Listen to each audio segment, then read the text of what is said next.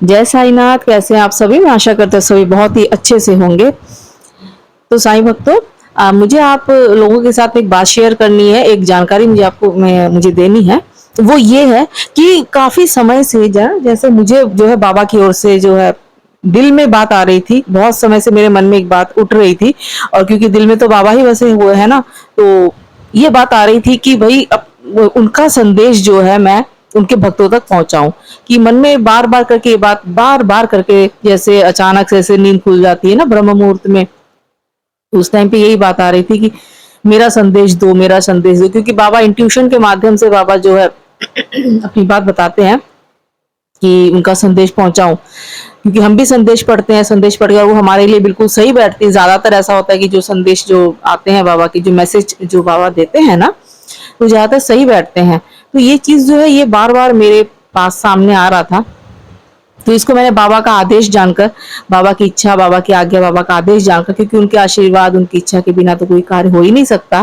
तो जो आज तो अब से जो है मैंने, अब देखते हैं कि क्या होता है बाबा के आशीर्वाद से। हम तो बस एक माध्यम है कि एक संदेश जो है कि बाबा के पास में बैठ के जैसे जैसे बाबा देते रहते हैं अपना इंट्यूशन, तो वही है कि मार्गदर्शन बाबा का जो है, जो भी आप लोगों का साथ और सपोर्ट चाहिए, तो उसी के तहत आज का जो साईं संदेश है, जो बाबा जी की ओर से जो मार्गदर्शन जो दिया जा रहा है, जो आ रहा है बार बार इंट्यूशन में, ये ना उन बच्चों के लिए है जो बाबा कहते हैं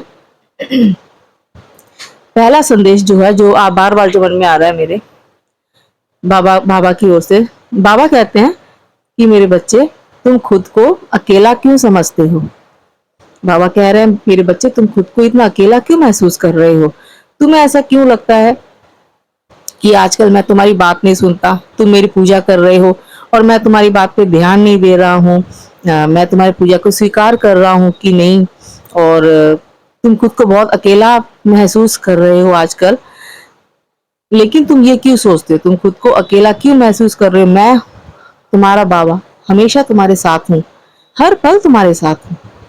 क्या तुम्हें मेरे होने का कभी एहसास नहीं हुआ? क्या मैंने तुम्हें कभी एहसास नहीं कराया कि मैं तुम्हारे साथ हूँ? कराया है ना। और बहुत जल्द मैं तुम्हें स्वप्न में भी दर्शन दूंगा और मैं तुम्हें सही मार्गदर्शन करूंगा। अकेले हो तो क्या हुआ, तुम अकेले ही काफी हो।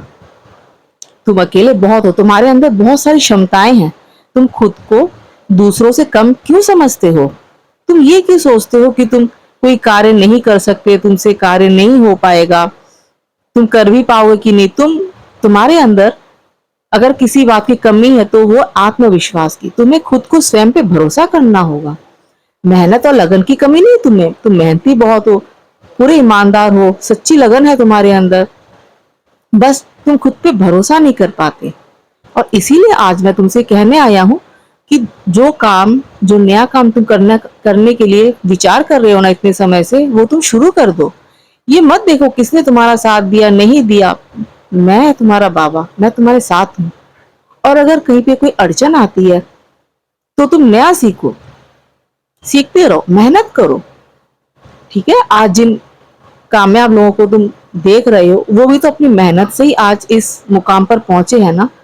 मेरे बच्चे, अगर तुम शुरुआत ही नहीं करोगे तो तुम अपनी मंजिल तक कैसे पहुंच पाओगे। इसीलिए तुम नया काम की जो तुम सोच रहे हो शुरुआत करो, और खुद को अकेला मत समझो। आज जो लोग तुम्हारे विरुद्ध खड़े हैं ना, जो तुम पे उंगली उठा रहे हैं, वही लोग कल तुम्हारी प्रशंसा भी करेंगे, तुम्हारे साथ भी आएंगे। तुम देखते जाना, मैं हूं ना, मैं सब संभाल रहा हूं, मैं सब देख रहा हूं।